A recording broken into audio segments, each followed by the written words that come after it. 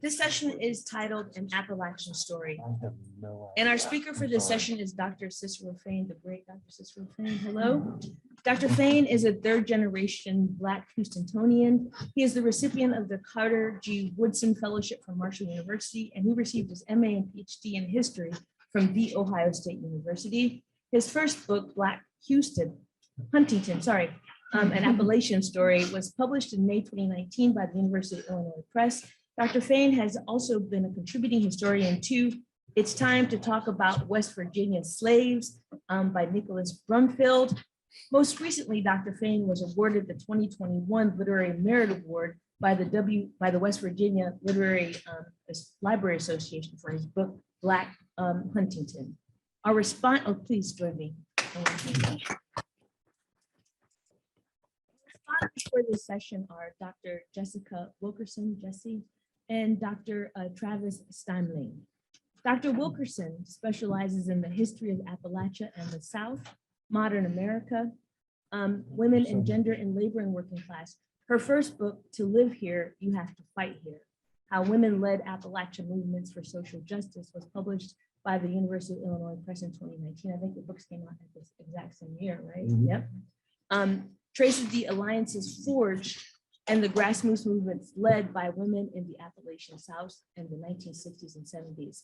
Dr. Wilkerson has collaborated on or co-founded several oral history and public history projects, including the Long Women's Movement Project at the Southern Oral History Program, the Invisible Histories Project, Mississippi, to document LGBTQ+ histories in Mississippi, and the Black families of, is it Yalabusha? Okay.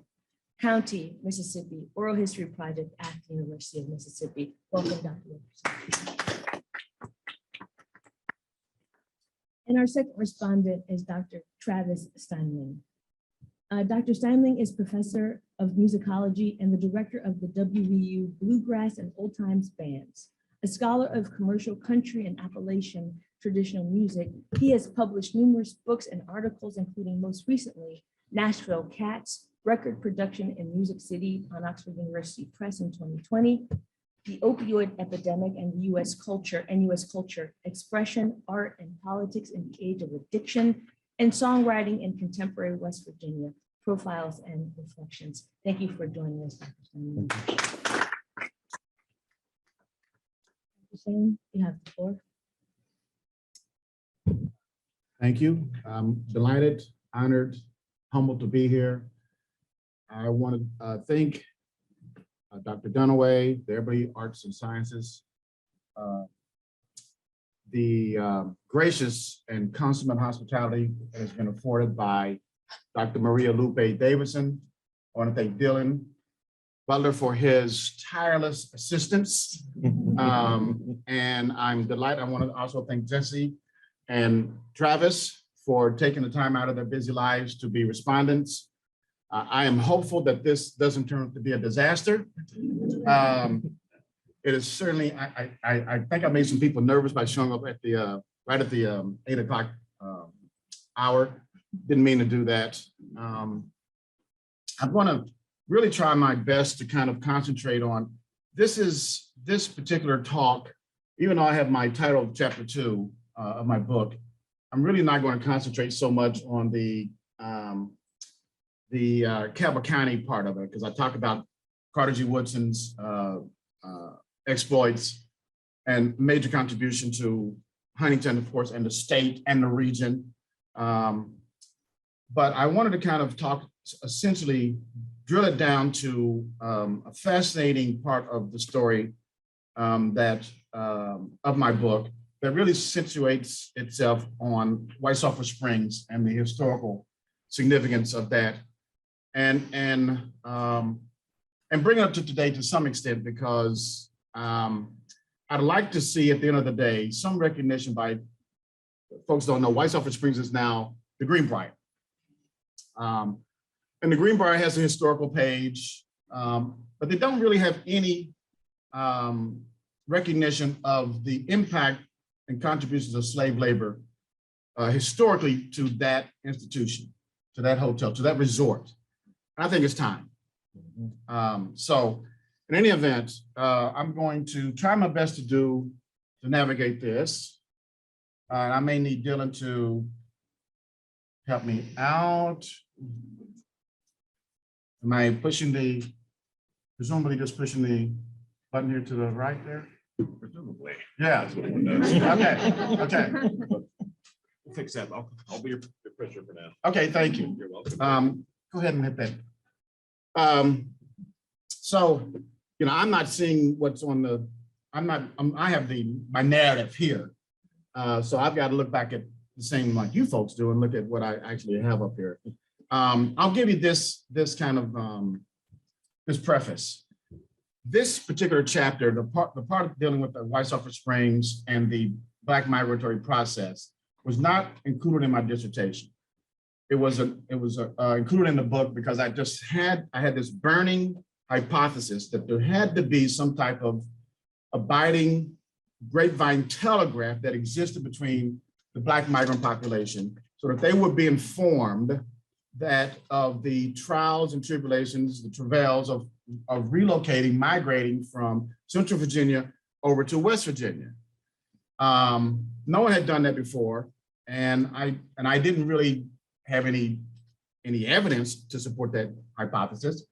But that's what we do, right? We go out and find evidence to support our beliefs. And so I went down to the Greenbrier County and went to the Greenbrier Hotel, met with Bob Conte, who was the resident historian then at that time, and put pen to paper and did the research. And this is probably one of the most satisfying parts of my book to me, because I had really great doubts that I would be able to find the evidence, but it was there. And it helped to shift the lens for me. And it continues to talk to me in ways that perhaps I will do another article on White Sulphur Springs and the historical presence and contributions and the complex dynamics that existed there. So I've got my major themes up. The Grapevine Telegraph, Booker T. Washington spoke about that. That has existed. The illicit network spreading news and correspondence between the slave peoples and communities.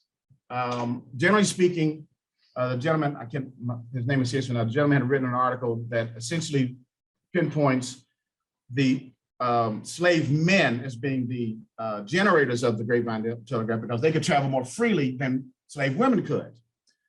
I'm going to complicate that because I do believe that within White Sulphur Springs, within their particularized culture and social environment, that women were just as important and players in this Grapevine Telegraph and cross-fertilization process as men were.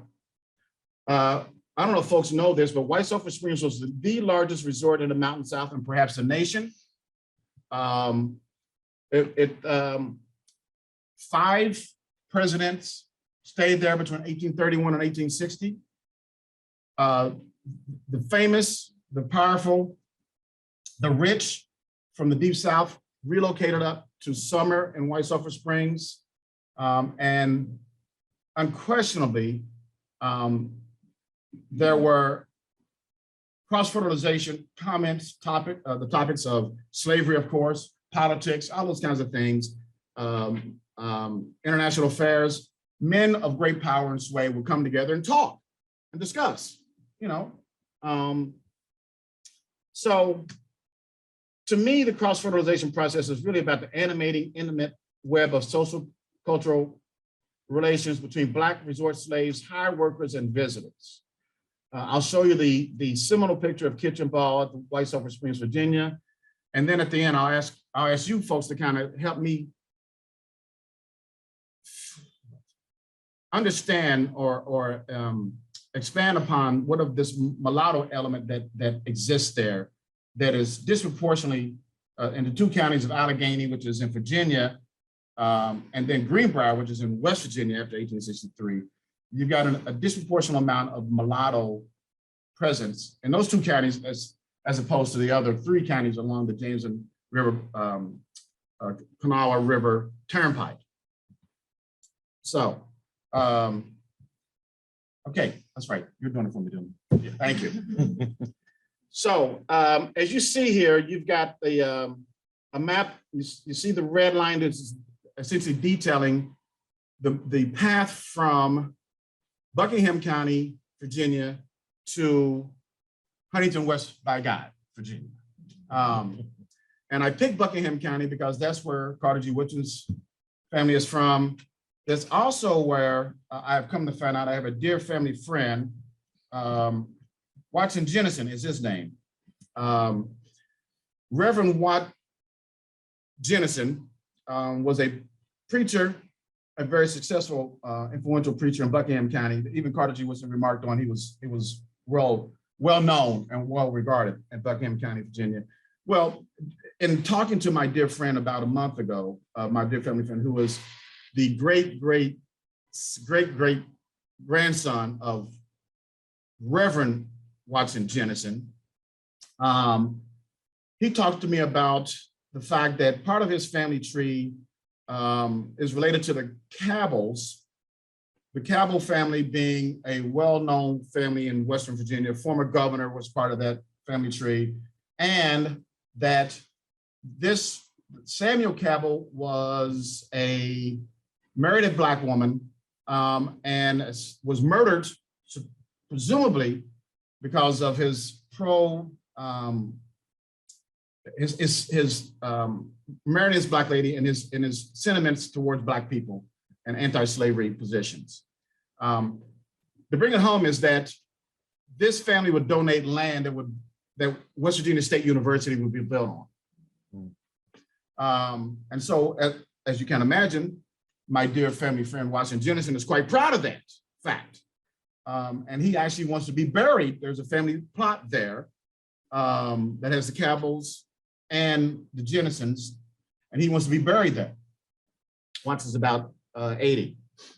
And his son actually is a historian, African-Americanist at the University of North Carolina, Greensboro. And so it's kind of interesting, these full circle. In any event, let me get to, and I want you to keep in mind is, we go through 5 counties here, and I'll detail those out. And as we get from Buckingham County to Greenbrier, that's really what we're concentrating on. As you folks should know, that the Greenbrier, White Sulphur Springs is in Greenbrier County, just over I-64, and just outside of Lewisburg, White Sulphur Springs. Please, Dylan. I don't know if you can see that or not. That is the map that details the various slave percentages in 1860 of various counties. Dylan, if you could make that bigger, great. If not, I do have a table that more explicitly details the numbers.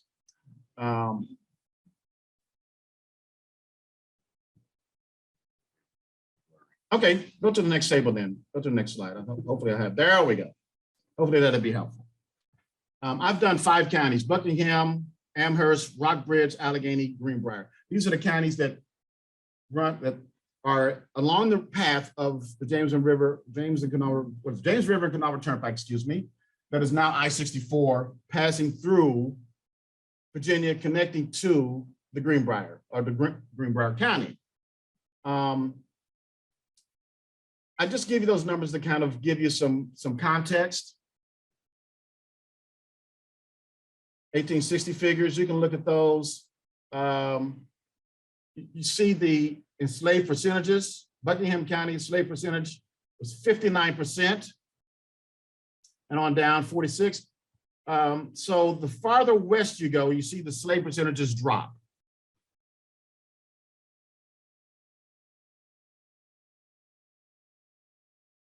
You see down in free color population,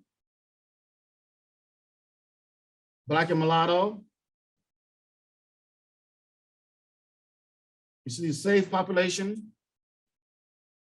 And so part of my part of my rationale for giving these numbers is to kind of pinpoint to me and to you that there was an abiding presence of free enslaved Black slaves that existed that would have been as greatly assisting in the Grapevine Telegraph along the way, that would have informed people left and right, coming and going, and giving them information, knowledge, perhaps even strategies to deal with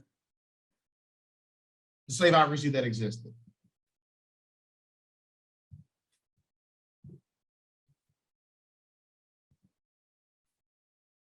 Now I'm going to start off with, now that I've kind of given you hopefully a preface, I'll start off with a little bit more of the narrative of chapter 2. Anna Eliza Riddle was distraught, her mother inconsolable.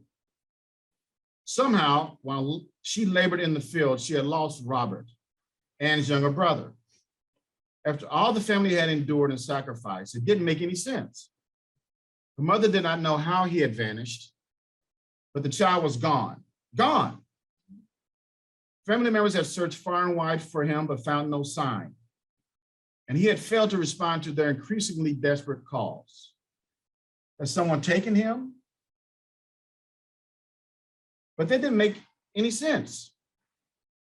Although Buckingham County contained both Union and Confederate patrols, what would have prompted either to take him? And if either had, where would they have taken him? Hadn't they seen Anne's mother in the fields mere yards away? Hadn't they heard the family cries? That night, Anne and other members of the search party returned empty-handed, a process that would be repeated with the same result subsequent nights until the search would end unfulfilled.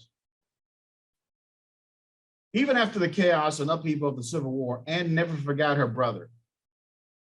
Even years later, on her migration journey from Buckingham County to White Sulphur Springs to Huntington, she, emblematic of the tens of thousands of other freed persons searching for loved ones in post-Civil War America, listened for a wisp of gossip or a passing conversation, any snippet that might provide a clue to his whereabouts. Her eventual reunion with him would be a testament not only to her tenacity and devotion, but also to the providence linked to the enduring Grapevine Telegraph utilized to find him.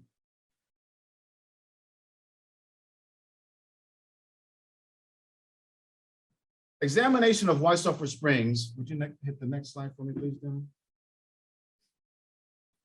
The most fashionable of all Virginia's spas during the antebellum times, allows entry into the ubiquitous presence of slaves at the resort, the unique nature of the slave community, and the construction of a counter-hegemonic culture. Named after the white deposits left by the sulfur water on the surrounding rocks during the late 18th century, the resort entered its first era of prominence during the 1830s, as merchants, lawyers, judges, politicians, ministers, and diplomats, primarily from the South, congregated at the preeminent southern summer destination. Between 1831 and 1860, the resort served as the de facto summer capital of the Old South. In fact, 5 sitting presidents from Andrew Jackson Ford visited, serving the pristine surroundings, the trappings of high society in its cosmopolitan ambience. By 1860, White Sulphur Springs was the largest resort in the area and perhaps the nation, and served as the commercial engine and social nexus for the area. Like other places associated with Virginia Springs, the resort's importance as a central meeting place for Southern elite men grew as tensions between the North and the South increased. Unquestionably, many a night was highlighted by animated dinner conversation among guests and patrons over the issues of the day, none more central than slavery and slaves.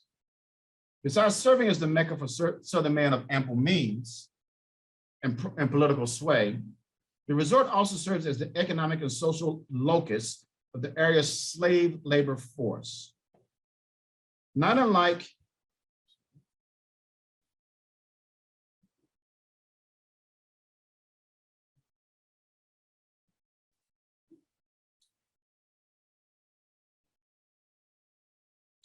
Not only did the web of intimate social relations connect resort slaves with slave and free Black visitors, but the resorts Blacks also established social cultural links with those outside of the locality.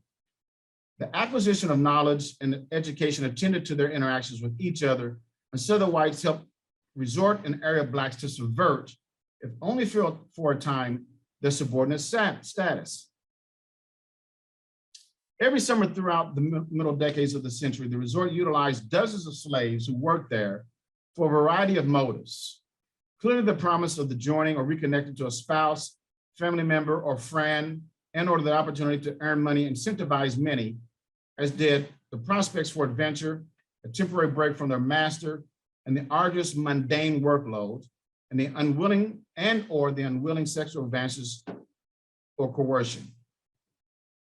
Recalling the plantation workday recollections of her great-great-grandmother, Mary Charlotte Perkins Rose, former Greenbrier County resident Edith E.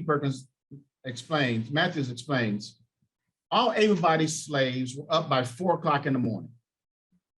Eggs to be gathered, cows to be milked, stir up the fire to begin breakfast for a large family. The house girl, quote unquote, gets the children up, dressed, and into breakfast, probably with the mistress also. There is bed making, scrubbing, cleaning, and a nursemaid for the children and the sick. Help in the kitchen, spin, weave, and sew.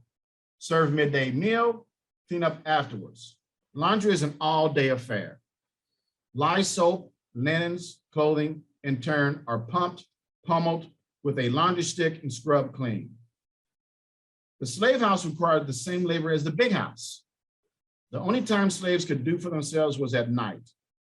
Occasionally, Charlotte and Eliza were loaned out, quote unquote, to the households of the brother or the sisters or married children of the owner. Given the nature of the work and the intrinsic threats Charlotte and Eliza faced during their working lives in the county's plantation-based economy, White Sulphur Springs may have represented the closest thing to sanctuary a Greenup County female slave might experience in her lifetime. This is a picture of the old White. This would be the dining room. At one point, it's going to serve up to 1,500 people. And so I'm going to talk about that dynamic and how slaves and free Blacks would take advantage of it. The growing importance of the slave labor to the resort throughout the mid-1800s is seen as early as 1831, when the value of the resort's real estate holdings totaled $100,000 and $56,000 for its slaves. The resort's growth during the middle decades of the century coincided with the continuing importance of slavery in the county. In 1850, the county contained 1,317 slaves, 13.1% of the total population of 10,022. In 1860, we see the number is 1,525 out of total population of 12,211. No, I just want to put that up there. I don't have those particular figures up. Thank you. West Virginia Springs, I wanted to kind of give you a context of the numbers and the scope of and the scale of the slave employment, which in some degree is an oxymoron, right? Slave employment that existed at White Sulphur Springs. Work at Virginia Springs generally and White Sulphur Springs specifically, where at any given time, dozens of Black men, women, and children from across the South intermingled, resulted in a distinct work culture from the prevailing regional slave society. Operating within a circle of the service-oriented economy, resort slaves worked as servants, waiters, bartenders, chambermaids, cleaners, and cooks, recognized their labor offered opportunities to gain compensatory rewards, and they engaged in activities to exploit them. All frontline resort slaves, even the youngest, expected and pursued tips from patrons, ingratiating themselves as thoroughly as they could through flattery, good humor, exemplary and enthusiastic service, professional demeanor, fawning attention, and deference, each providing evidence of his or her subordinate status. Next one, please, Dylan.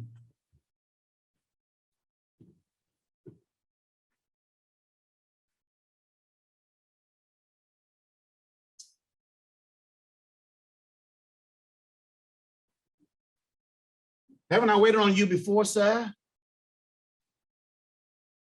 Essentially, a overture to, I acknowledge your presence. I recognize you. You're somebody really important. An attempt and a way to ingratiate yourself to that particular patron, and to compel that particular person to give money to you, a tip. And so flattery was used quite frequently, regularly. And it afforded slaves money, as well as some status, that I would stipulate undermines one important traditional aspect of slavery. If you're paying someone, if you're tipping them, you are recognizing their status as non-slave. This ethos differentiated the resort slave from the agricultural slave, who operated within a system of coercion, not directly linked to the monetary rewards for work performed.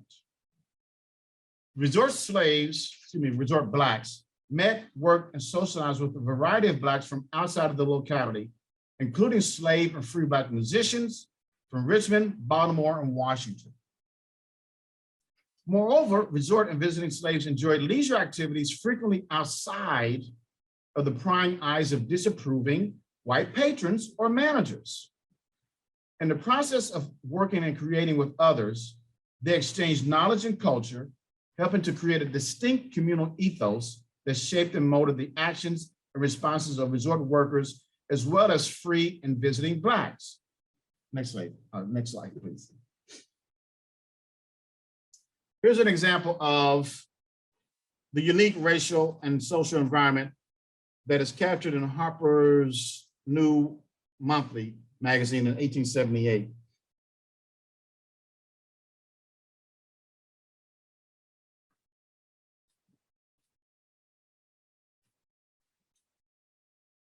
Would you please hit the next slide for me, Dylan? This is a very famous painting. Do folks know this one? Kitchen Bob, White Sulphur Springs, Virginia. This picture is done by Christian Friedrich Meyer in 1838. It vividly illustrates the exceptional nature of African-American life at White Sulphur Springs. And I'm glad it's in color. I'm glad I was able to do it in color, because you can see the differing details, and not only in the finery, the clothing, but also in the skin tones. Depicting a Black wedding celebration, the painting portrays Black cultural interaction by privileged household servants of various pigmentations who had accompanied the plantation masters to the springs. Void of the crude caricatures so commonly rendered during the era by American artists, the recently arrived German immigrant instead illustrated the insular nature of Black cultural cross-fertilization, while elevating Black individuality and humanity in his depiction of slaves at play. Not only does Meyer portray all the well-known colored people in the place, quote unquote, including the band of musicians, but significantly, he illuminates the hierarchy of slavery that existed at the Springs. Like their masters, Blacks at the resort mimicked and embraced the trappings of fashionable society, leisure activities, and mutual competition, vying with one another in courting, dressing, and dancing in the quest for status and acclaim. In effect, the Black community at the Springs engaged in behavior and attitudes that help to construct their own signs of status, fashion, and identity.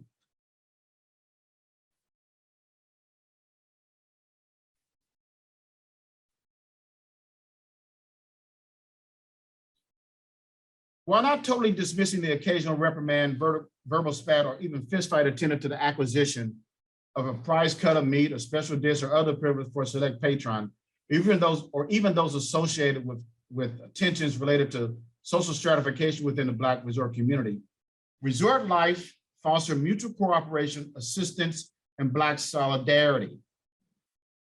At Walsuffer Springs, emblematic of community formation on the plantation, discussed by historian John Blassingame, quote, the socialization process, shared expectations, ideals, and enclosed social status of the slave culture promoted group identification and positive self-concept. This ethos is readily discernible when one considers that Black workers were expected to maintain a certain level of etiquette, deference, and professionalism in discharging their duties. Any leased slave who failed to adhere to societal expectations and resort standards faced the real prospect of contract termination, return to their master, and probable punishment. Thus, resort life mitigated, even if irregularly, incrementally, and temporarily, the coercive measures of subjugation. Recognizing the exceptionality of resort life and labor, resort slave preserved resort as well as Black communal ethical standards. One patron noting the uncommon level of honesty and professionalism demonstrated at Walsuffer remarked, nobody ever locked the door or closed the window. Cottages, most remote, were left open and without guard. Miscellaneous articles of the toilet were left about, trunks were not locked, waiters, chambermaids, porters, washerwomen were constantly coming and going, having access to the rooms at all hours. And yet no guest ever lost so much as a hairpin or a cigar. This fashion of trust and of honesty so impressed the artist that he said he should make an attempt to have it introduced elsewhere. This sort of esprit de corps among the colored people was unexpected.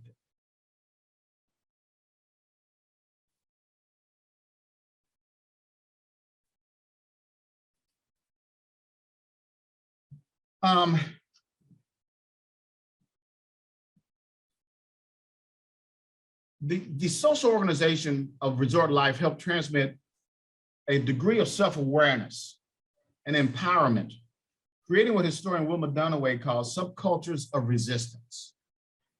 Resort slaves exercised an uncommon degree of power over the delivery of service, so much so that whites frequently found it expedient to negotiate with individual slaves to achieve their wishes.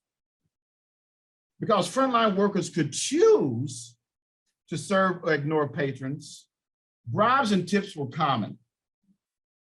As one astute patron remarked, quote, bribery furnishes you with the best to be got, end quote.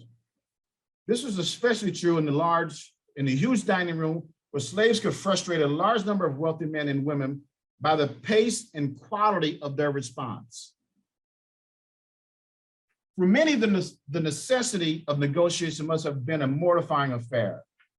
Arriving at the resort after traveling upriver from Natchez, Mississippi to Wyandotte, West Virginia, just outside of Huntington, before connecting to an overland stage, Miss Matilda Jane Roth, daughter of John Roth and granddaughter of Job Roth, faced this prospect. Commenting on her dilemma, one observer noted, Miss Matilda will have to bribe the slaves at this place to get proper service. Bribing slaves will give a young lady from the Deep South something of a jolt. And tipping will set her back, say, $3.50 a week. Though there were those who figured it twice as much. Ironically, those slaves, those Southerners who sought special accommodations undercut the social and racial distinctions so intrinsic to the elevated sense of self. Addressing the unique circumstances of Virginia Springs, historian Charlotte M. Boyer Lewis notes, quote, among their duties, free enslaved Blacks, whether visitors or workers, created their own community at the resorts.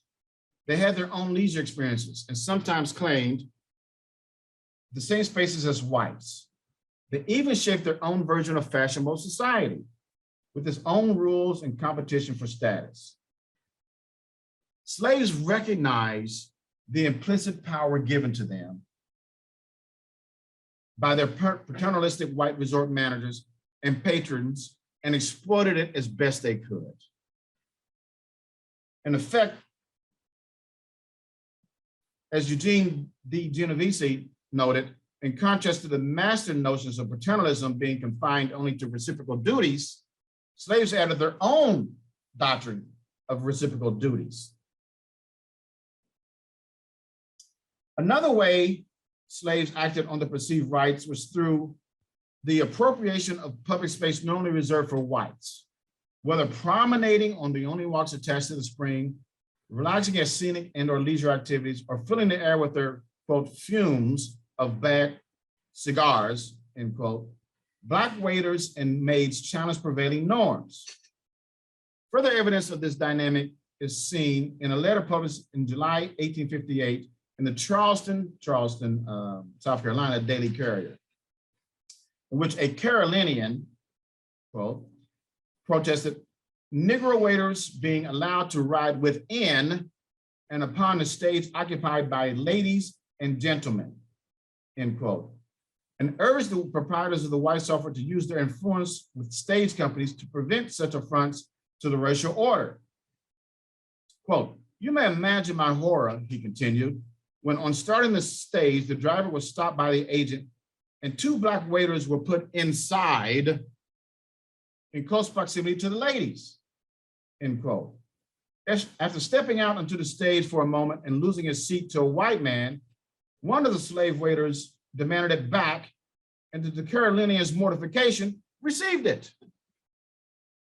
Clearly, the behavior and attitudes of resort slaves demonstrate that they believe they possess an equal right to these spaces, no matter the wealth, status, or chagrin of white guests. And so I'll have to stop it here because we're running out of time. I think that is my last slide, isn't that right, Dylan? Okay. I want to go, would you mind going back to the one with the table of the numbers? Yeah, that one, yes. You'll see at the bottom, I believe I have slave population and mulatto population as percentages. And the mulatto population goes up the further west we go. This is, I did this research really just for this particular presentation. I haven't yet really teased it out and thought about what it means. I let the numbers speak for themselves at this juncture. But I certainly would like your contributions to what this means. And it's going to mean a multiple things, because this, how in the world can you, certain things you're just not going to be able to prove. But unquestionably, the numbers speak. And so I'll leave it there. I'll wait for Jesse and Travis to speak. I appreciate the opportunity. Thank you so much. Namaste.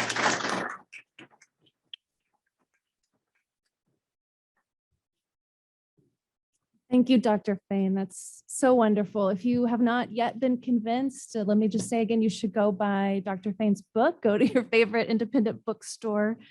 Wait a minute. I have 3 copies here. Well, go straight to him. Yes, go straight to him. Yes. And get it signed. I also want to add my thanks to Deans Dunaway and Davidson for this really incredible event. I'm really honored to be here.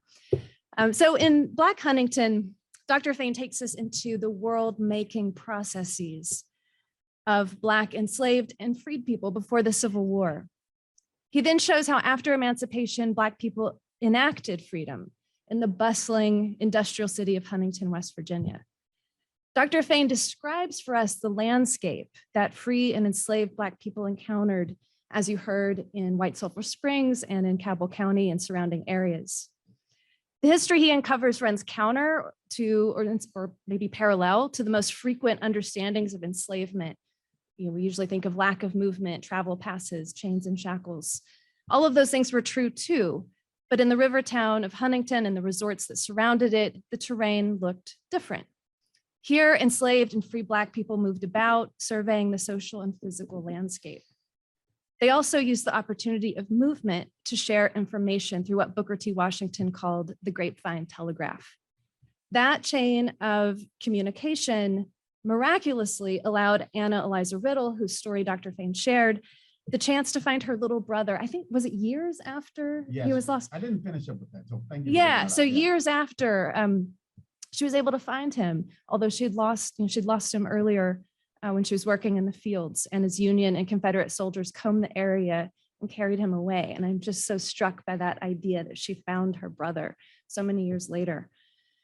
So inspired by Dr. Fain's discussion of migration and movement, I want to offer some reflections about how the history of Black people in the Appalachian South challenges us to consider some of the most stubborn conceptions about the region's history. By the late 19th century, many writers would come to define the region of Appalachia not through the prism of cities such as Huntington, Wheeling, or Charleston, or the experiences of enslaved people, freed people, domestic workers, criminalized poor, sex workers, and immigrants that made up their population. Instead, they imagined an isolated backwoods tucked deep into the southern mountains where white, so-called Anglo-Saxon people, the descendants of white settlers, had lived for generations. That narrative, as I think everyone in this room knows, has always been more myth than fact. And it was a story that served national political purposes, and I would argue it still does. As Fain tells us, Black people moved and migrated to and from Huntington by force in search of work to follow family members because they had been turned out of their homes and for opportunities. And they moved out for the very same reasons. This was true of just about everyone, no doubt, but movement and migration is an especially important lens for understanding Black history in Appalachia. It helps us to understand how the region has always been in flux. From the moment that Europeans fought wars with or displaced Native American inhabitants of the land, to the history of white settler colonialism and slavery, and how enslaved people looked for routes of escape. Dr. Fain's scholarship on Black life brought to my mind the story of Lucinda Johnson. Does anyone know Lucy Johnson's story?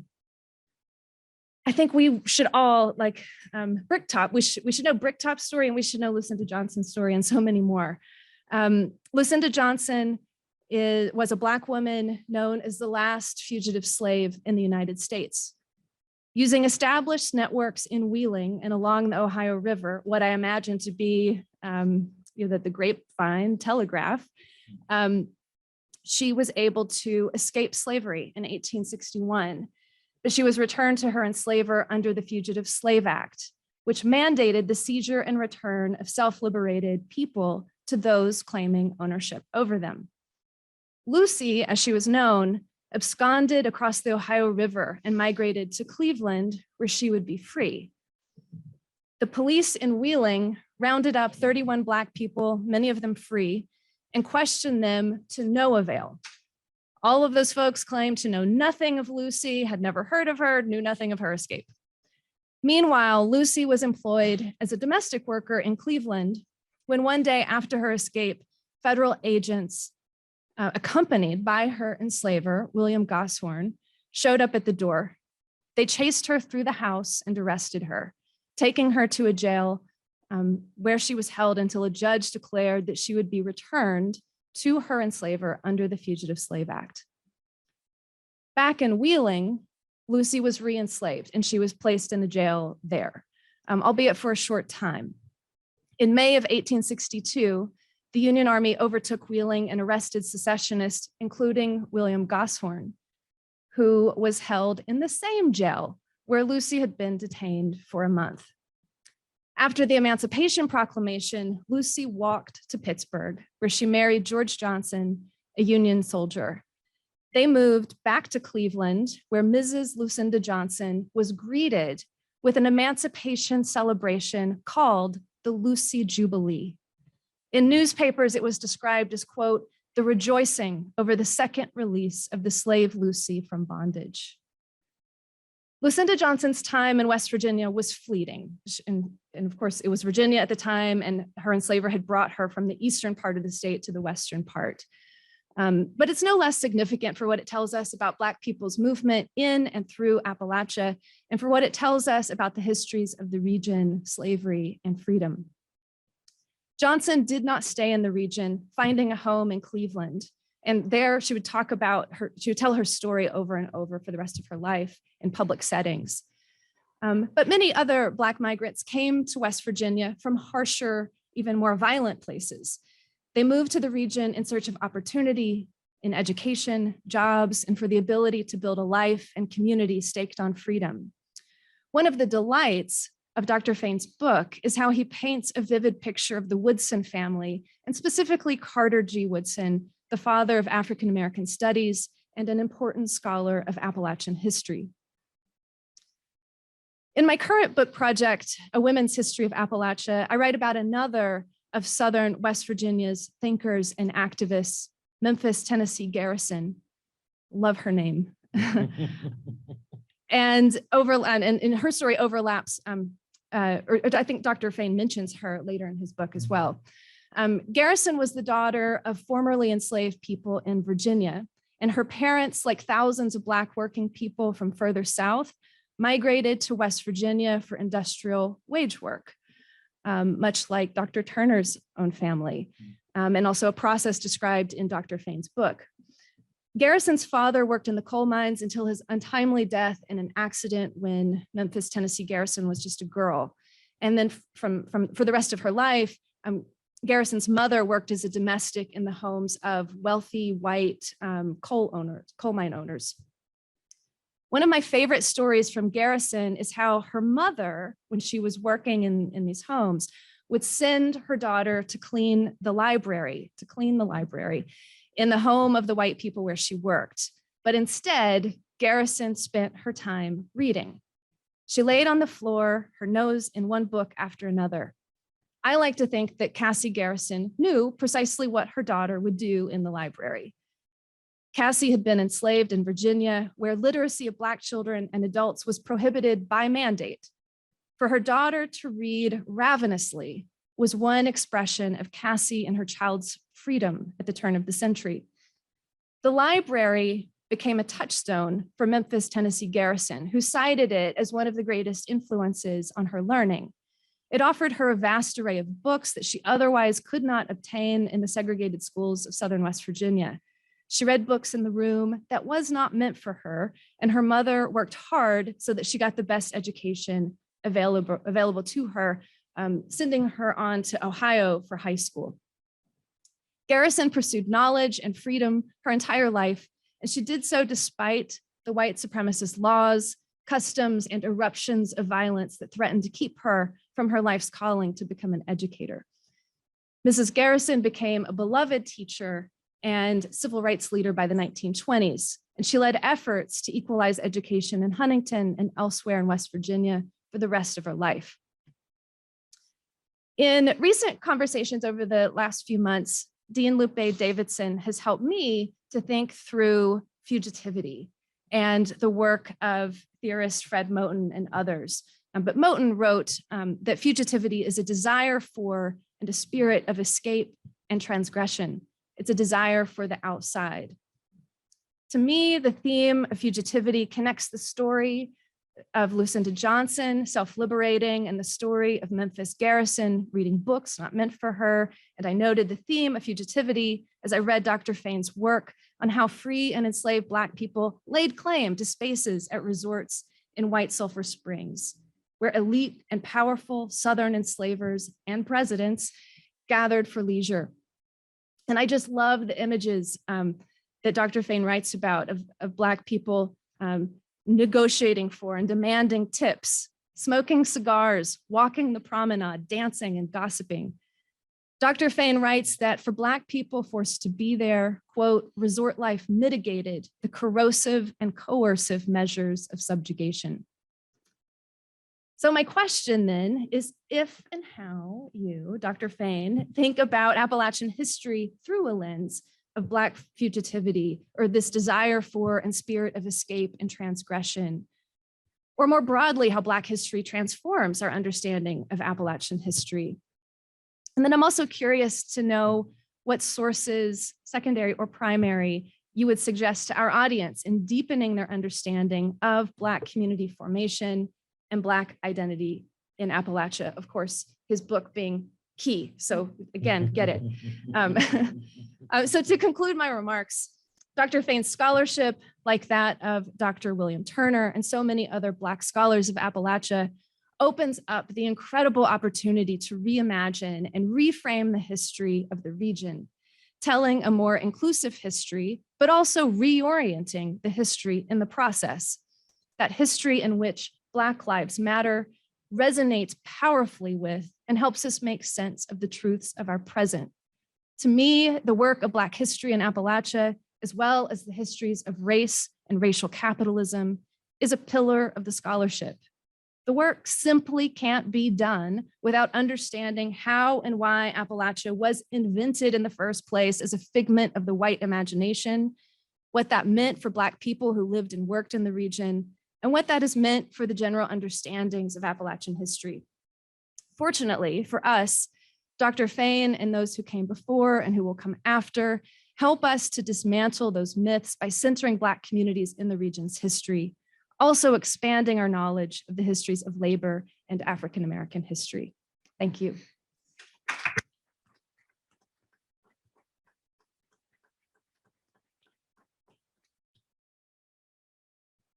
When I do have a presentation, it's really just one slide.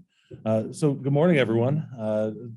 To begin, I want to again extend the thanks that we've heard many times to Lupe for putting all of this together and for inviting me to speak, and to Dr. Fain for graciously inviting us to engage specifically with his work on the Grapevine Telegraph. I want to start with a brief professional vita, because part of my question and why I was asked to be a respondent was, well, why me? And so I think this could be useful, I hope. So I'm a professor of musicology, and I've spent most of the last 20 years trying to make some sort of sense of music making in the Appalachian region. This is a place I've called home for 3/4 of my life. And so knowing this place, learning this place has been very important to me. My scholarly work has allowed me to document many kinds of music making here, from the history of Depression-era federal music project orchestras in our Ohio Valley region, to musical and theological engagement with debates around mountaintop removal coal mining, songwriting communities throughout the state of West Virginia and the ways that they function. And most recently, been looking at artistic responses to the opioid epidemic, which has been so devastating to our region. I'm also a practicing bluegrass and old time musician with an extensive background in jazz and classical music, expressive domains that I was first introduced to during my education in Upshur County, and that I deepened during my college years at West Virginia Wesleyan and right here at West Virginia University. I was raised in the Methodist and Baptist churches, and that's where I learned to sing gospel songs from the shape note hymnals that my grandparents had used. It's also where I watched bouffanted white women banging away at pianos in stride rhythm, although I didn't know it was stride yet, as they sang their own religious songs on our Fifth Sunday Sings.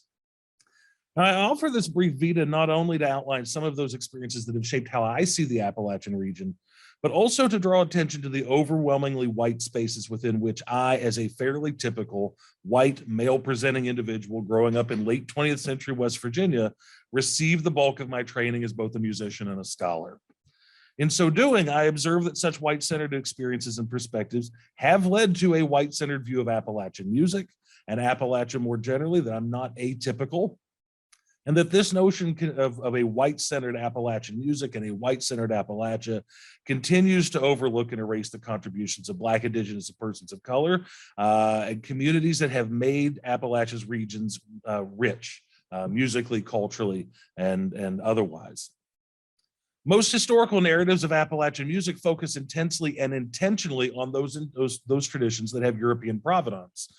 Balladry from the British Isles, old-time fiddling from Ireland. You can think of even, white banjo playing. One of the ways you show your hip in old-time scenes is you go, the banjo actually came from Africa. But so the idea of kind of needing to highlight that, again, to me, heightens the whiteness associated with that instrument. Consider, for instance, country music historian and Texas native Bill C. Malone's 2004 essay in the often taught anthology High Mountains Rising, Appalachia in Time and Place, in which he takes care to point out that white Appalachian musicians have always been connected to regional and national musical and theatrical entertainments, including blackface minstrelsy and vaudeville, but fails to note a single Black Appalachian musician, despite noting that, quote, some mountain musicians were fascinated with the blues. So too do Fiona Ritchie and Doug Orr lean into the European ancestry of Appalachian music in their 2014 book, Wayfaring Strangers, The Musical Voyage from Scotland and Ulster to Appalachia. And of course, the Anglo-American focus of such folklorists and regional music enthusiasts as Cecil Sharp and Olive Dame Campbell in the earliest 20th century has been replicated in hundreds of studies done by folklorists in this region over really the last 100 years or more, including those of West Virginia University's own John Harrington Cox and Patrick Ward Gaynor, both distinguished professors in our English department. As the number of West Virginian first-year undergraduates who were shocked to learn that Black musicians have called Appalachia home for generations indicates, these narratives have staying power. Every semester, I ask, what do you think about learning that there are Black people who make music here? And they go, I didn't know. That Black music and dance have so often been pushed to the margins in these scholarly narratives, though, does not mean that the music of Black Appalachians has gone unnoticed. Rather, Black music making figures prominently into these narratives as an influence on white-dominated musical styles, from fiddling to rock and pop, but seldom as musical practices that stand alone or that have been influenced by white practices as well. That Black music figures prominently as an influence by Black musicians have been documented in very few Black musicians have been documented and named in our histories. And that runs counter to what Fain and so many other historians of Black Appalachia have shown, namely that Black Appalachians have lived richly varied lives in these mountains and have enjoyed varying degrees of freedom and prosperity and, yes, joy here. Which begs the question, why then wouldn't these communities have thriving musical lives? To address this question, I'd like to consider the painting that Fain took up today, and we'll flip the slide over to the painting. This one, it's a little washed out here, but this is Christian Friedrich Meyer's 1838 kitchen ball at White Sulphur Springs, Virginia. In his analysis, Fain focuses on the potential evidence that the Black community at the Springs engaged in behavior and attitudes that helped to construct their own signs of status, fashion, and identity. As a musicologist, I would like to extend this observation into the unheard and now unhearable sounds of this kitchen ball. It's clear that the room is filled with laughter and conversation, as well as the sounds of dancing feet and some sort of music. But what was that music? And how might musical choices also have helped to construct signs of status, fashion, and identity? Meyer gives us some clues here, as he offers a remarkably detailed depiction of the band. We see a three-piece band composed of fife, fiddle, and cello. Although we can't see the cellist's body in full, we can see a dark-skinned hand holding the bow and a forearm in a navy coat. To his right is a light-skinned man with medium-length hair and a fashionable tailcoat, sitting casually with legs crossed as he plays the fiddle. And to the fiddler's right is another dark-skinned man in a short navy blue coat, perhaps the same as that of the obscured cellist. He's playing a wooden fife. This ensemble resembles to me the 18th century trio, in which a bass instrument accompanies two melodic instruments playing in harmony with one another, or sometimes in counterpoint, and kind of in conversation with one another. But it's just as likely that the fifer and fiddler are playing in unison with that cellist, just providing bass notes to support the chords, giving us a good beat. There's some cellists I play with here in the area, white cellists, who can shuffle the bow and make it sound almost like you're playing the drums. It really gives you a good dance rhythm. Maybe that's what he's doing. We can't hear the pieces that they're playing, nor can we hear their specific approaches to articulation, phrasing, or timbre, each of which can shape how people hear class, educational status, sophistication, and fashion. But we can surmise from these different clothing styles that the fiddler probably holds a higher social status than the two musicians who are accompanying him. And again, I'm going basically on the fact that he has a tailcoat. The fiddler's wearing a tailcoat, and the other two musicians don't. This image also raises several questions about the transmission of music and dance styles across the Blue Ridge Mountains for me. The Ulster Scots focused narrative around fiddling, for instance, parallels the path of settler colonial conquest, moving unidirectionally from the East Coast down the Great Wagon Road through the Valley of Virginia, cross through the Cumberland Gap and onward to points westward in the Ozarks and in Texas. But as Fain so astutely notes, some enslaved blacks at White Sulphur Springs regularly traveled between Greenbrier County and plantations and towns in the Piedmont and Tidewater and beyond to cities like Baltimore. This bidirectional travel undoubtedly kept news of the latest musical and dance fashions flowing back and forth, including but not limited to tunes, approaches to articulation, even material items such as tune books and instrumental method books. At the same time, it seems possible that Black musicians with more permanent residence in Greenbrier County may have interacted with the German and Ulster Scot musicians who were living in the area, taking tunes and styles from the area's European settler colonists and bringing them into their own personal repertoires.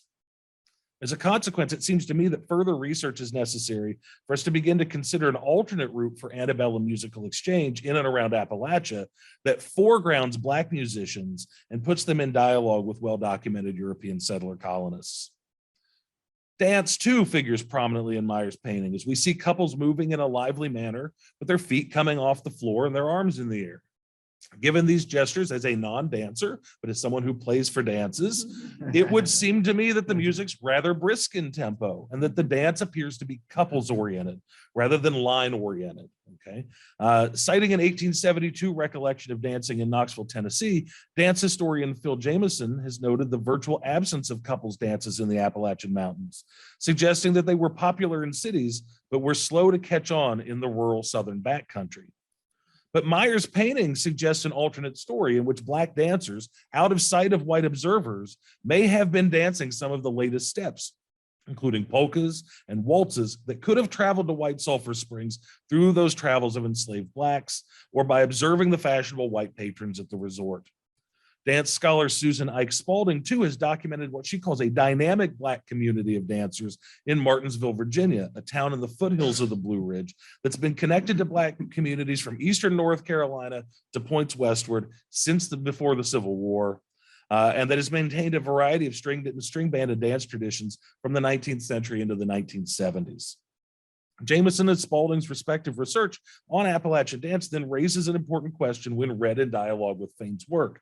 How did dance styles travel through the grapevine telegraph between and among Black communities in the Upland South? And what methodologies are necessary to recover the embodied sensory experiences of teaching and learning dances, particularly for those individuals whose bodies were exploited for their labor? These brief examples offer numerous avenues for further research, reclamation, and healing, I believe. White supremacist narratives around Appalachian music, Appalachia more generally, and West Virginia specifically have informed ethnographic fieldwork projects and work to further marginalize and erase BIPOC life from the record. Yet as Fain's work contends, the archive is indeed there, and ethnographic and oral history work can be conducted to gather and publish the stories of Black Appalachians, much as the tremendous Black and Appalachia Project has been doing over the last couple of years. At the same time, it's of vital importance that we also pay attention to emerging traditions and practices, such as those that ethnomusicologist Sophia Enriquez has been documenting in her work on Mexalachian music in the region as new immigrant communities are moving here. And here I also especially draw attention to the work of our former state folklorist, Emily Hilliard, who in that role took time to document cultural practices among migrant workers in chicken processing plants in our Allegheny Highlands. As I conclude my remarks, I'd like to return to the question of white supremacy and my own brief personal vita. See, for me as a white male presenting West Virginian, the Eurocentric narrative of Appalachian settler colonialism and the musical traditions that emerged from it never challenged me to consider the Black presence in Appalachia. Growing up in an almost exclusively white county, a narrative that celebrated pioneering Ulster Scots confirmed my rights to land and power, even if most of my settler colonist ancestors were actually German. As such, I would note that the time for a radical rewriting of Appalachian musical history is not only necessary for historical accuracy, but for the very survival of us all. That is, as long as Black music in Appalachia is relegated to the status of influence or tokenized through such widely beloved artists as the late Bill Withers, white supremacy will continue to run rampant here and across the region. By considering Black musical lives as rich, diverse, and complex, we can begin to see how Black individuals and communities have made lives here and continue to do so in the third decade of this century. Or put more simply, it's a small leap from Black Music Matters to Black Lives Matter. Thank you.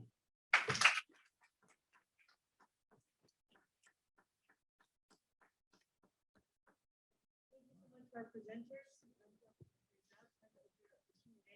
I think I'd actually like to start with the question from the respondent first. That's okay, Dr. Payne. Of course. We'll open it up, right? And so Jesse. Yeah, sure. So I asked how and if you think about Appalachian history through the lens of Black fugitivity or the desire for and spirit of escape and transgression, and more broadly, how Black history transforms Appalachian history. And if you can point us to sources. Oh, yeah. I got this a lot. First, let me say that the respondents were fantastic. I mean, your insight and contributions, questions to my work has expanded my mind in really new and interesting ways. I wish I had contacted you while I was doing the research, but I could have brought some other things to bear. I do want to also start off by saying this. I didn't finish with the story of Ann Eliza Riddle. Who is Ann Eliza Riddle? Well, she's Carter G. Woodson's mother. And so that's a big part I left out there, and I apologize for that.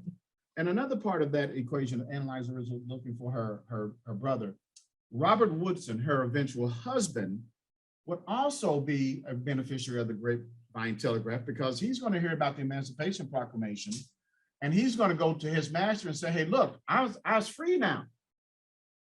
And the master said, I don't know what you're talking about. And he says, well, I heard that I'm now free, and thus you no longer own me. And the master says, get back in that daggone cabin, whatever you need to do. And Robert Woodson smacks him in the face and says, I'm gone, I'm out of here. And then they eventually, Ann Eliza and Robert Woodson meet each other, and the rest is history. So getting back to the questions at hand. Give it to me again, I'm sorry. It was loaded. It's loaded. Okay. I mean, Black fugitivity, I had never heard that term before, and of course, it informs my work. I hadn't thought of it in that term. I really thank you so much for presenting that conceptual model to me, because it helps me kind of look at what I'm doing now in a differing light. You know, my book starts off with Mary, a slave of 30 years, who was now confronted with the prospect of being free, and what is she going to do about it? It's not necessarily a fugitive aspect of it, but part of her experience of being 30 years on the Green Bottom Plantation in Cabell County is seeing folks come and go, folks run away. And I speak in the first chapter of of one gentleman, Asbury Parker, who does run away, but not initially. He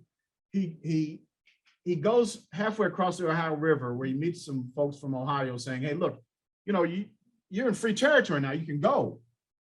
If you can come over here if you wish to. And Asbury Parker goes back, not ready to yet contemplate or actualize his potential freedom. He eventually does. And I think that I provide several examples of runaways within the book, of the agency that slaves and free blacks have, primarily, you know, slaves within Cabell County and the Green Bottom Plantation specifically, which was the largest plantation in Cabell County, and I do believe west of the Appalachian Mountains. And so unquestionably, fugitivity is a part of my book. It's part of what I wanted to illustrate. I didn't necessarily use that term or frame it that way, but I think it is foundational to my intention and to my research and to the narrative. How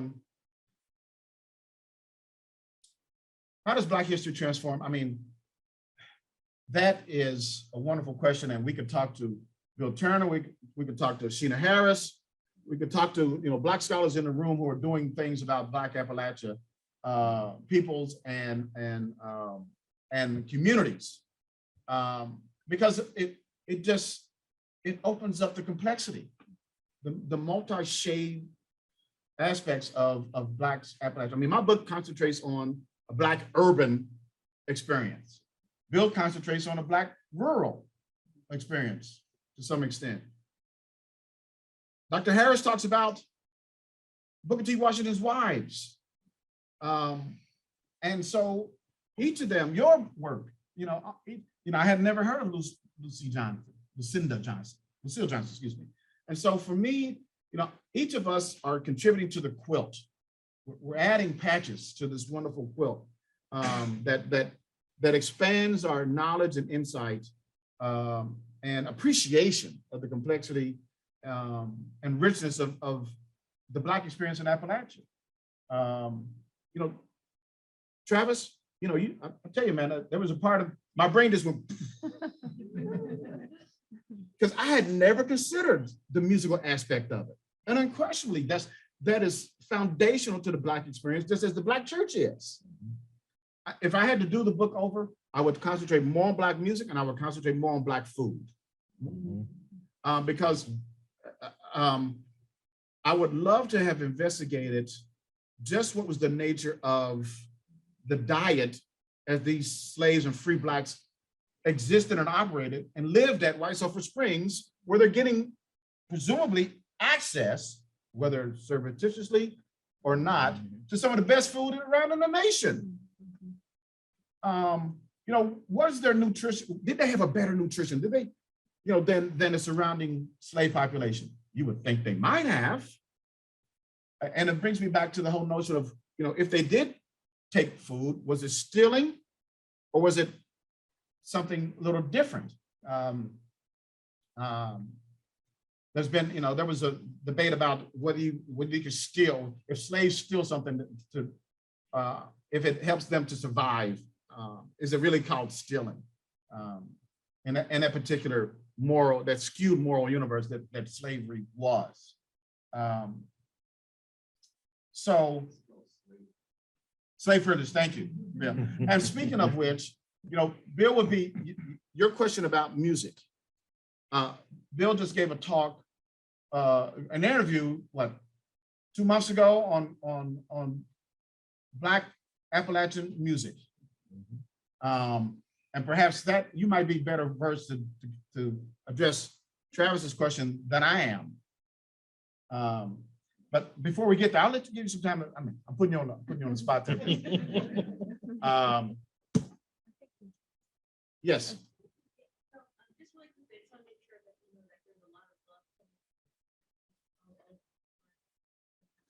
Oh, sure. We got these folks online.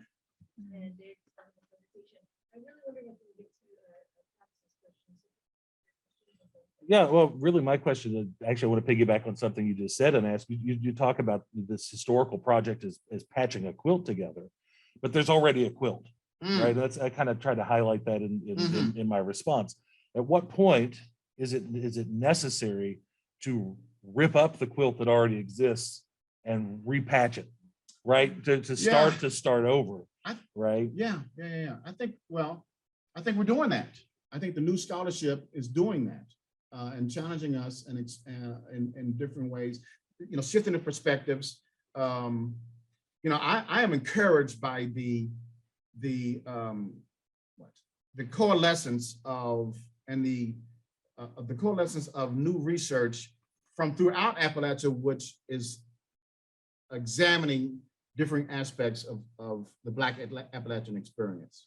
And unfortunately, all the books just can't come to mind. I've read a few, but unfortunately the names escape me now. Tearing up the quilt. Sure, why not? I mean, I think what has happened in the past 5 to 10 years is a resurgent scholarly engagement that has provided great insight and expanded our knowledge,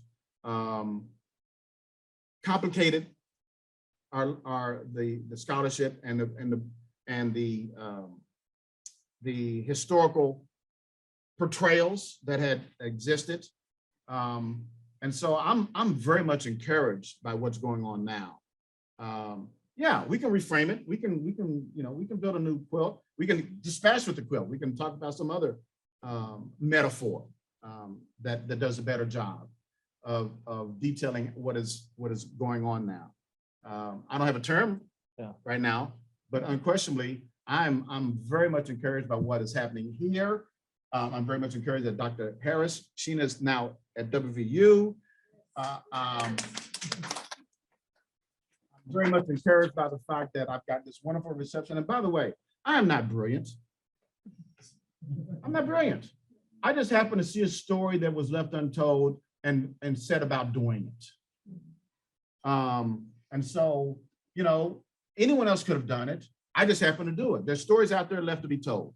Black Charleston needs to be told. That's within West Virginia. Maybe Blackley or Black Wheeling. There are other stories left to be told. And so, I just thank you folks for the privilege of being here. I forgot to say hi, give a shout out to Zoom land. I did want to acknowledge those folks. Very much appreciate you folks sharing your day with us. Are there any questions from the room? I'm going to ask that you speak up, please.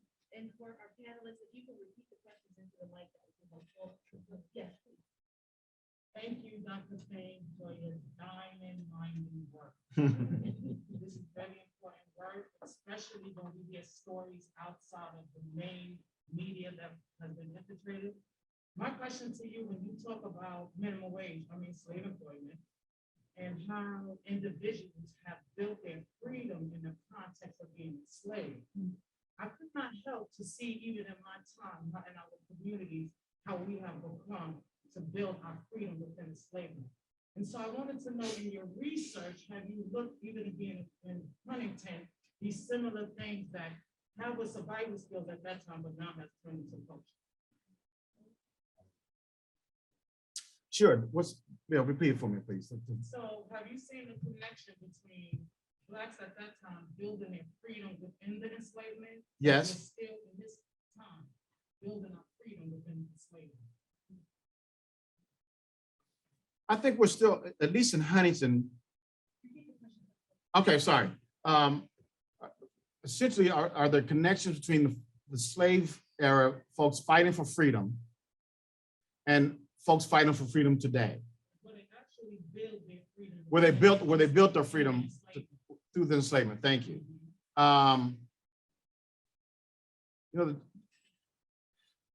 Unquestionably, I'm trying to grapple with the question of in terms of contemporary, through the contemporary lens.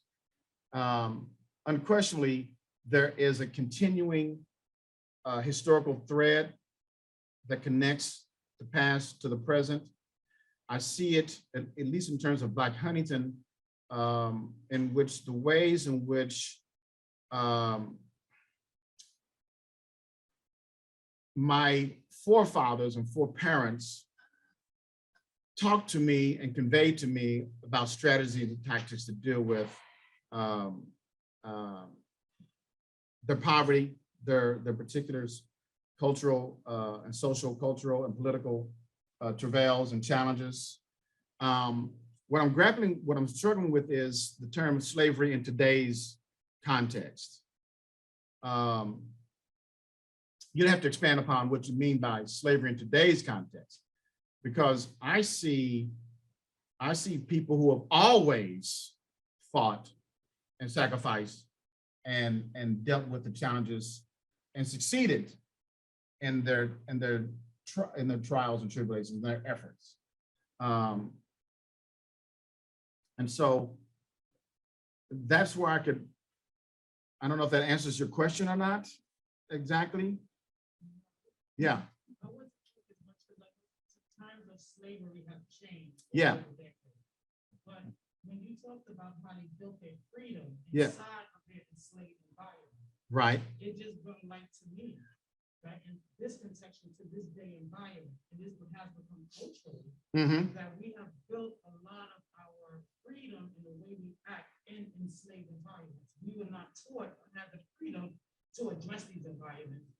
So we just made the best we could in these environments. mm-hmm, And this has become cultural. So we may have the freedom to change it, but because we've become used of building our freedom within the enslaved environment, if knowledge doesn't come as we're doing now, sure. we will continue to live in those. So I just wanted to know, being in Huntington, did you even see that connection in a certain way of how to this day that we are operating our freedom in an enslaved environment? Yeah. without even addressing our body? It's a tough question to answer. Because I really, I've been gone for 10 years, even though I did my research, I've been gone for 10 years. I see folks grappling with that dynamic. But the demographic, when you lack political power, when you lack demographics to shift, voting patterns, that makes change very difficult to accomplish. Huntington has like 3% Black population now, even less, come to think of it, 2.5. And so I see folks working. So they shifted the lens. Well, they're trying to do things through the political arena. I mean, but come on. What are you going to be able to do politically unless you have white allies to assist you in those endeavors? I think that may be true within the state of West Virginia to some extent. When you have, I think the Black population is now 3%, thereabouts 3.5. You're not going to be able to deal with the new Jim Crow incarceration nation and other aspects of what you would call the enslaved environment. It's gonna make it exceedingly challenging. We do have a state representative, Sean Humbuckle from Huntington, young Black man of great talent and energy. I mean, what is he gonna be able to do? Black people within the city are passionate, informed, talented, who are trying to move things. I'm hopefully going to come back and assist in those endeavors. But it is an incredibly difficult process when you have such formidable bulwarks against your aspirations. Does that better address your question? Yes, I just want to thank you that you helped me enlighten because I've only been here for 47 years and had no idea about this history. Yes. But you have helped me enlighten, being even from New York and coming to Appalachian, how we have culturally adjusted in these enslaved situations. Sure. Well, but that's always been the case. It's about, but it is a rational, logical decision sometimes to make these decisions. Because instead of trying to grapple with political change, let's concentrate on the domestic front, or let's concentrate on the economic front. At a certain point in time in 1924, Black Huntingtonians, 60% of Black Huntingtonians own their own house. 60%, people. So that is evidence then, hey, look, I might not be able to climb up the ladder politically. McDowell County is certainly the exception in what they were able to do politically, because they had the critical mass of Black people and they were able to push things forward. But Huntingtonians said, hey, well, look, if we can't do anything politically, perhaps property acquisition is the way that we can move forward. And so you combine property acquisition with church, the efforts of the church and the grounding influence of what the church provides. And then you add Douglas High School to the mix, and all these influences, these institutions help to move Black Huntington forward. And so. Question in the chat. Travis, would you read this question? I sure could. All right, so the question from the room is, any thoughts, Dr. Fain, on the white view of the kitchen ball, the fascinating painting by presumably white Christian Friedrich Meyer? Thank you for your talk, very rich. Well, thank you. And no. No. And not to diminish the question, I think it's an important one, but my book was on the Black perspectives. And so not to diminish the significance of that, because I think it, you know, it may add something to the narrative. That was not my focus. If I could, though, I would point out one of the things I kept thinking about as I viewed this painting was that it's from 1838, which is really right before blackface minstrelsy takes off nationwide, and you start to see caricature drawings in that particular sense. There's a you know, kind of a real kind of almost, you know, a photo documentary kind of sense to this that I don't think we would have seen 10 years later. Right. And so I think the timing of this painting is really important in that regard. Also, I think it's important that Meyer's German, who Yeah, you know, most definitely. he comes to America. Yeah. Yeah. Just based on something that you said, I was wondering, Dr. Fain, if there was any evidence of more or less bodily autonomy for women, Black women that were involved in the Greenbrier versus plantation Black women. Very good question. And folks, please call me Cicero. I mean, we're family now, people. I wish I had done more. I said two things I would rather have done better job at. Black women would have been the third component. And yes.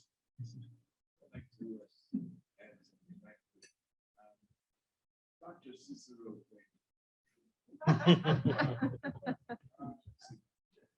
35, 36 years ago. You have to come up because they can't hear you. They can't hear you.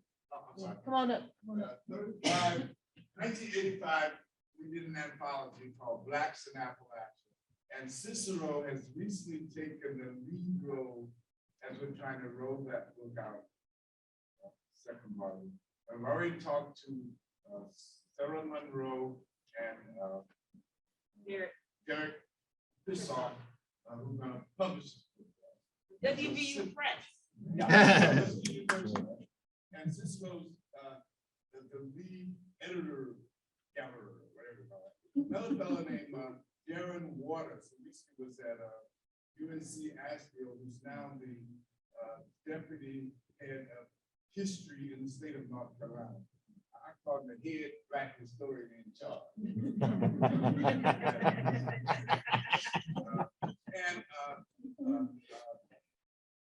Wilburn. Wilburn Hayden at York University in Toronto.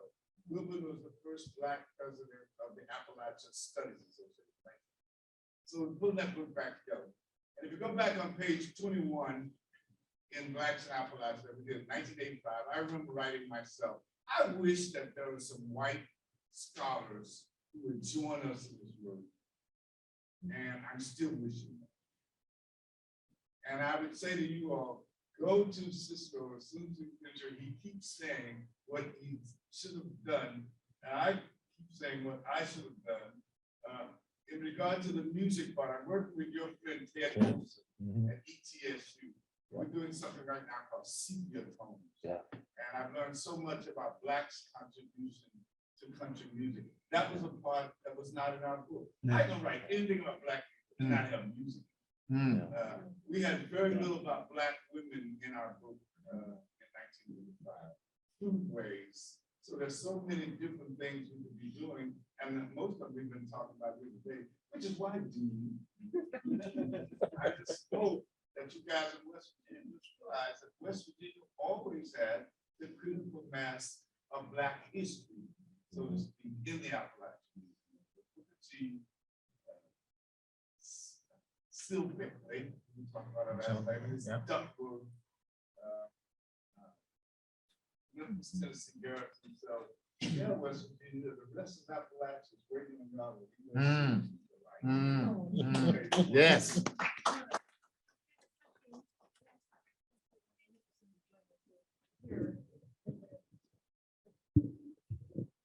Cicero, thank you so much. I wanted to comment on this and some things that Travis brought up about dance to contextualize my question, because I see in these dancers, as a classically trained dancer, that training, if you see the way the dancer holds her skirt, Yes. that's how we teach young children to have their placement of their hands and their arms. And they're like from itty bitty, right? And the way that her shoulders are, that's like classic épaulement or shouldering, right? And so these are things that are sort of impressed down on the scene as I'm seeing it, Yes. right? And then I was thinking about what you were saying about the promenade and the cigars and all of this. And I'm wondering why we have so many images, and you know, I know some of the answer to this. There's so many images of what's been impressed down and not what has bubbled up. And I'm seeing it here from a dance perspective, and it's still happening today, right? Like I look at this picture and I put in mind of Misty Copeland and Calvin Royal III at American Ballet Theater. And then I'm thinking about American Ballet Theater and wondering why those dancers aren't able to do the works of someone like Alvin Ailey. Right. And so I'm grappling with this. And so it's sort of a question and sort of just a discussion. Sure. Right. But I see so much. And Travis, thank you for bringing up the musician's point of view, because it fired all those synapses. So if you could respond to that a little bit, Oh, my I'd be goodness. grateful. Number one, I'm just really glad I picked this picture. Because it has led to so much conversation. I mean, my goodness, you know, we're talking about a little kismet here, some serendipity, some harmonic convergence, as Bill told me the other day. Man, bubbling up. I don't, you know, how does one do that? I mean, are you getting to are you asking me about the antecedents of these folks learning European dance or learning these type of routines and traditions? Fascinating question. I wish I had an answer. I mean, you know, and perhaps someone else can chime in on that. You know, what you're getting at is, you know, this is the end game, essentially. Well, what did they acquire? The knowledge, the talent, you know, as the worst dancer in my family, you know, was it strictly mimicking folks, or did they actually practice? You know, was there competitions, I guess, you know, which that's always been a part of the Black community. You know, part of my book talks about, oh, back on it, my brain just went blank. Cakewalks. Yeah. Thank you. And cakewalk competitions. And at one point there was between part of my book, a big part of my book also talks about the regional Black presence, you know, of Ashland, Kentucky, Ironton, Ohio, and Huntington within the tri-state region. There was, at one point, there was a competition that involves 5,000 Black people from the tri-state area. Now that may be some exaggeration, but even if it was, let's cut it in half. 2,500 Black people is still a lot of people engaged in a competition. Unquestionably, I would think that there was the same dynamic going on. You want any opportunity to give yourself some sense of uniqueness, of value, and within a slave circumstance, how many opportunities are you going to have for that? I mean, it really does. You folks have really enlightened me and enriched me onto the importance, the multi-layered importance of this painting in a way that I hadn't really contemplated before, and I really appreciate that. And I, you know, thank you for that.